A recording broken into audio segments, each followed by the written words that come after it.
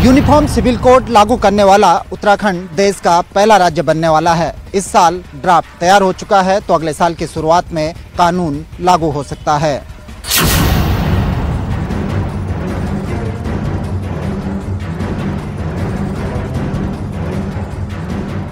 मुख्यमंत्री पुष्कर सिंह धामी ने साल 2022 के विधानसभा चुनाव से पहले वादा किया था कि चुनाव जीतने पर राज्य में यूनिफॉर्म सिविल कोड लागू करेंगे। नई सरकार बनने के बाद पहला काम धामी सरकार ने यही किया। जस्टिस रंजना देसाई की अगुवाई में यूसीसी के लिए कमेटी बनाई गई और साल 2023 में कमेटी ने अपना काम पूरा कर लिया। यूसीसी कमेटी ने ड्राफ्ट तैयार कर लिया है और जल्द ही सरकार को ड्राफ्ट सौंपा जाना है। मुख्यमंत्री धामी खुद कह चुके हैं कि उत्तराखंड यूसीसी लागू करने वाला पहला राज्य होगा। आप सबको बताते हुए खुशी है मुझे संचालन के बीच में कि हमारी जो हमने इसकी कमेटी बनाई थी उस कमेटी ने अपना काम पूरा कर लिया है और जल्दी नए साल में हमको ड्राफ्ट मिलेगा और सरकार उसको लागू करने की दिशा में आगे बढ़ेगी। सम्मान नागरिकता अधिकार जिस तरह से ये कानून बनाने की बात कही गई और इसके तहत आपने एक समिति का गठन किया और उसका ड्राफ्ट भी तैयार हो गया है और मुझे लगता है कि ये बहुत बड़ी उपलब्धि है। आने वाले समय में कभी भी ये कैबिनेट में आ सकता है और कैबिनेट के बाद फिर विधानसभा में जाएगा तो मुझे लगता है कि ये लागू हो जाएगा। यूनिफॉर्म सिविल कोड लागू होने के बाद सभी धर्मों के लिए एक समान कानून होगा। शादी, तलाक, वसीयत और घरेलू विवाद के लिए एक कानून राज्य में लागू हो जाएगा। पुष्कर सिंह धामी सरकार का सबसे दमदार फैसला रहा नकल विरोधी कानून। राज्य के युवाओं को बिना गड़बड़ी के रोजगार दिलाने के लिए ये मील का पत्थर साबित हो रहा है। यूकेएसएससी में हुई धांधली और भर्ती घोटालों के बाद राज्य में युवाओं का भरोसा उठ रहा था, लिहाजा मुख्यमंत्री पुष्कर सिंह धामी ने बड़ा फैसला लिया। 80 से ज्यादा आरोपियों को जेल में डाला और गैंगस्टर एक्ट लगाकर कई आरोपियों की अवैध तरीके से बनाई संपत्तियों को ध्वस्त किया। तो वहीं नकल विरोधी कानून लाकर क्रांतिकारी फैसला लिया। नकल माफिया पर अंकुश लगाने के लिए ये सख्त कानून लाया गया जिसमें उम्र कैद तक का प्रावधान किया गया है।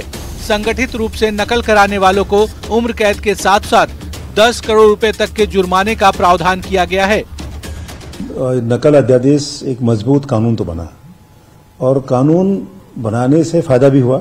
उसके बाद हम लोगों ने 4-5 एग्जाम करा लिए हैं और इस तरह की चीजें फिर सामने नहीं आई। सख्त कानून का बिल्कुल फायदा हुआ है। जिन परीक्षाओं में धांधली पाई गई थी उनमें पहले ही जांच और कार्रवाई हो रही है, जबकि नकल विरोधी कानून के जरिए धामी सरकार ने बड़ा संदेश दिया है। उत्तराखंड में लैंड जिहाद के खिलाफ सख्त कार्रवाई की गई। सैकड़ों मजारें तोड़ी गई तो अन्य धार्मिक अतिक्रमण भी हटाए गए। उत्तराखंड में लैंड जिहाद के खिलाफ धामी सरकार का बुलडोजर इस साल खूब गरजा। करीब 400 से ज्यादा अवैध मजारों को ध्वस्त कर दिया गया जो कि सरकारी जमीन पर बनी थी और सिर्फ कब्जा करने के मकसद से बनाई गई थी।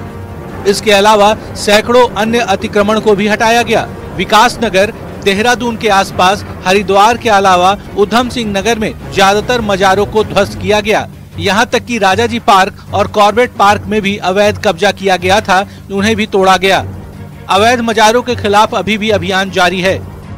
ये जो अभियान चलाया गया उसमें अनेकों जो इस प्रकार के अतिक्रमण थे उनको ध्वस्त किया गया और मैं कह सकता हूँ कि अभी भी हम लोग यही हम सबसे अनुरोध कर रहे हैं कि इस प्रकार के अतिक्रमण न करें क्योंकि हमारी सरकार निश्चित रूप से अतिक्रमण के खिलाफ है। दृढ़ता से कार्रवाई की गई है। उसमें चाहे कोई भी किसी धर्म का स्थल हो, चाहे कोई मंदिर हो, मस्जिद हो, बिना भेदभाव के ऐसे अतिक्रमण को हटाने का काम किया गया है और ये ऐतिहासिक कार्य आदरणीय मुख्यमंत्री द्वारा किया गया है। इसके अलावा बाहरी लोगों के खिलाफ भी धामी सरकार ने सख्त एक्शन लिया और वेरिफिकेशन ड्राइव चलाई, जिसके बाद बिना दस्तावेज के कई लोगों को राज्य से बाहर भेजा गया।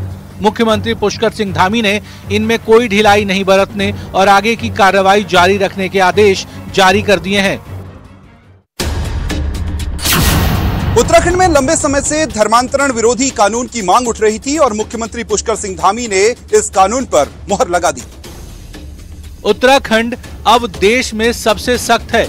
यहाँ धर्मांतरण विरोधी कानून लागू है। ये उत्तर प्रदेश से भी सख्त कानून है।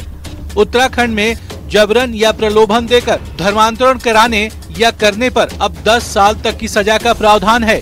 हालांकि राज्य में पहले से एक कानून था 2018 में बने धर्मांतरण विरोधी कानून में 1 से लेकर के 5 साल तक की सजा का प्रावधान था, मगर धामी सरकार ने धर्मांतरण पर बेहद कड़ा रुख दिखाया और अब सबसे सख्त कानून लागू किया गया है, जिसके बाद अच्छे नतीजे भी सामने आए हैं। उत्तराखंड के लोगों की जन भावनाओं को देखते हुए धामी सरकार ने एक बड़ा निर्णय लिया, लव जिहाद पर एक सख्त कानून बना करके अपनी सनातन संस्कृति, अपने बेटे को बचाने का एक अच्छा प्रयास किया है। देखिए, घटनाएं बढ़ रही थी और पहाड़ में लगातार सूचनाएं मिल रही थी कि कुछ लोग जबरन धर्मांतरण करा रहे हैं, लव जिहाद के मामले सामने आ रहे थे। तो हमारी सरकार ने बड़ा ऐतिहासिक निर्णय लिया जिसको पूरे देश में सराहा गया। उत्तराखंड का धर्मांतरण विरोधी कानून अब कई राज्य स्टडी कर रहे हैं और इसी तर्ज पर कई अन्य राज्यों में भी कानून लाया जा सकता है।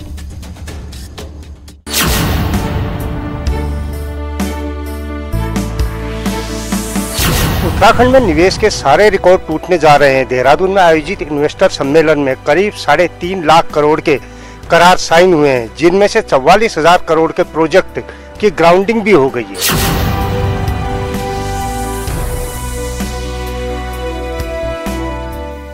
मुख्यमंत्री पुष्कर सिंह धामी ने राज्य में निवेश को बढ़ाने के लिए कई बड़े फैसले लिए।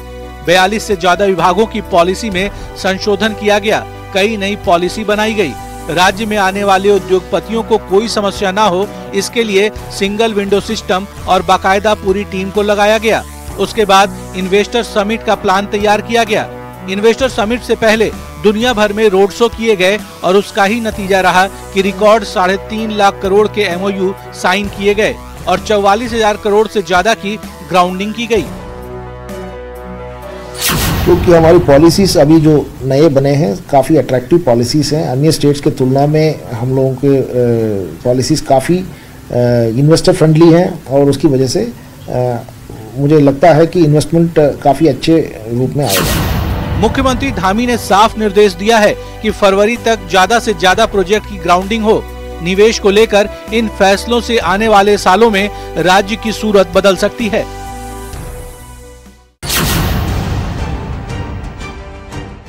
उत्तराखंड राज्य आंदोलनकारी और उनके आश्रितों को भी सरकारी नौकरी में आरक्षण का फायदा मिलेगा, इसके लिए जल्द कानून बनने जा रहा है। उत्तराखंड राज्य आंदोलनकारी और उनके आश्रित लंबे समय से सरकारी नौकरियों में आरक्षण की मांग करते रहे। हालांकि पहले कई बार आरक्षण दिया भी गया, लेकिन कोर्ट में आकर मामला अटक गया। लिहाजा धामी सरकार इसके लिए विधानसभा में बिल लेकर आई। धामी सरकार राज्य आंदोलनकारियों के आरक्षण का बिल विधानसभा में लेकर आई और कुछ जरूरी बदलावों के लिए इसे प्रवर समिति को भेजा गया। प्रवर समिति ने राज्य स्थापना के दिन 9 नवंबर को अपनी रिपोर्ट स्पीकर रितु खंडूरी को भेजी, जिसके बाद अब तय माना जा रहा है कि जल्द ये बिल भी कानून की शक्ल ले लेगा। स्थापना दिवस पर जिस प्रकार से जो कमेटी ने जो है विधानसभा अध्यक्ष को अपनी रिपोर्ट सौंपी है, तो केवल मैं समझता हूं कि विधानसभा की एक औपचारिकता और महामहिम की वह है। मुझे उम्मीद है कि इसमें सारी चीजें सब ठीक ठाक हो जाएंगी। माननीय मुख्यमंत्री इसमें पहल कर रहे हैं और इसी उम्मीद के साथ सभी राज्य आंदोलनकारियों की नजर उसी विधानसभा सत्र पे है। अब जब भी विधानसभा सत्र बुलाया जाएगा, राज्य आंदोलनकारियों के आरक्षण संबंधी बिल उसमें शामिल हो सकता है और विधानसभा की मंजूरी मिलने के बाद सरकारी नौकरियों में आरक्षण की आंदोलनकारियों की मुराद भी पूरी हो जाएगी।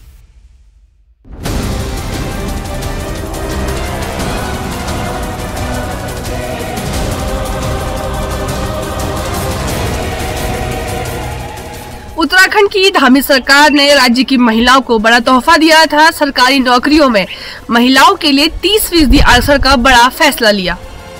उत्तराखंड राज्य आंदोलन में महिलाओं की बड़ी भूमिका रही और राज्य में महिला वोटर्स भी बड़ी संख्या में हैं।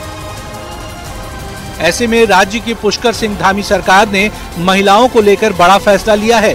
महिलाओं को राज्य की नौकरियों में 30% आरक्षण के लिए कानून बना दिया। सरकारी नौकरी में आरक्षण का फायदा उन सभी महिलाओं को मिलेगा जिनका उत्तराखंड का डोमिसाइल है। वो भले ही राज्य से बाहर रह रही हों, डोमिसाइल होने पर उनको भी फायदा मिलेगा। जिस तरह इस राज्य को बनाने में यहाँ की महिलाओं की अहम भूमिका रही है, तो यहाँ की बेटियों के लिए सरकार ने 30% क्षैतिज आरक्षण सरकारी नौकरी में दे करके यहाँ की बेटियों को विभिन्न सरकारी क्षेत्र में वो आगे बढ़े, तरक्की करें, उनके लिए बहुत महत्वपूर्ण फैसला लिया है। नवंबर 2022 में राज्य की विधानसभा में ये बिल पारित हो गया था, लेकिन राज्यपाल की तरफ से 2023 में मंजूरी मिली और साल 2023 में ही ये कानून बना। इससे पहले राज्य सरकार ने शासनादेश के जरिए महिलाओं को आरक्षण दिया था, लेकिन कोर्ट ने इस पर रोक लगा दी थी। लिहाजा धामी सरकार महिलाओं के आरक्षण के लिए बिल लेकर आई और विधानसभा से कानून बनाया।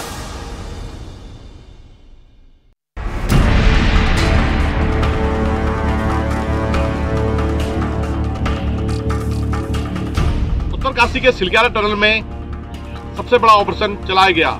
41 लोगों को सकुशल बाहर निकाला गया। इसकी वजह बने मुख्यमंत्री पुष्कर सिंह धामी के सटीक फैसले। उत्तरकाशी के सिलक्यारा टनल में दिवाली के दिन अचानक लैंडस्लाइड आ गया, जिसके बाद 41 मजदूर टनल के अंदर ही फंस गए। पहले लगा कि मामला बहुत बड़ा नहीं है, लेकिन जब मशीनें टूटने लगी, हौसले पस्त होने लगे, तो मुख्यमंत्री पुष्कर सिंह धामी ने मोर्चा संभाल लिया। सीएम धामी ने उत्तरकाशी में ही डेरा डाल लिया, वहीं से रेस्क्यू ऑपरेशन को देखा और उत्तरकाशी से ही सरकार चलाई। हर वो फैसला लिया जो मजदूरों की सलामती के लिए जरूरी था और फाइनली 17 दिन बाद सिलक्यारा से 41 मजदूरों को सकुशल निकाल लिया गया। मैं पुष्कर सिंह धामी जी को इसमें बहुत साधुवाद देता हूँ। उन्होंने रात दिन वहाँ पर बैठकर इस तरह से 41 श्रमिकों का मनोबल बढ़ाने का काम किया। उनके दैनंदिन जीवन की जो भी आवश्यकताएं थी, उनकी पूर्ति में कोई कोर कसर बाकी नहीं रखी।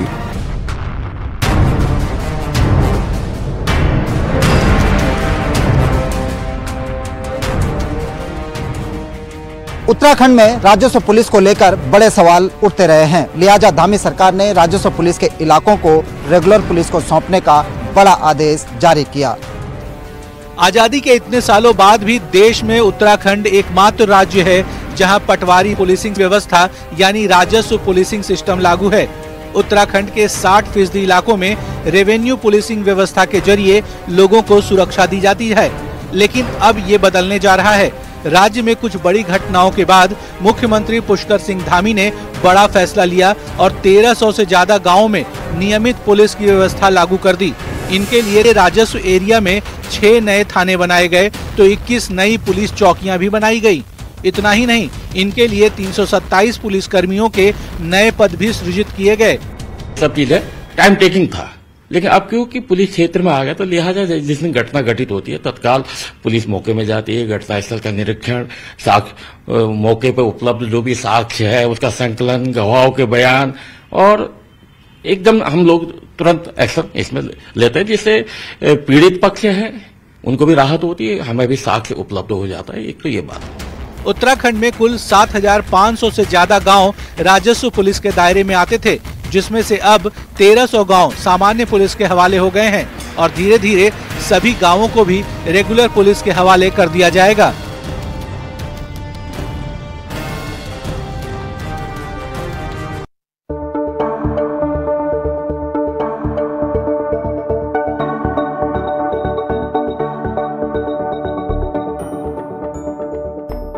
उत्तराखंड में लंबे समय से अटकी नई खेल नीति को इसी साल धामी सरकार ने मंजूरी दी, जिसमें सरकारी नौकरियों में भी कोटा फिक्स कर दिया गया है।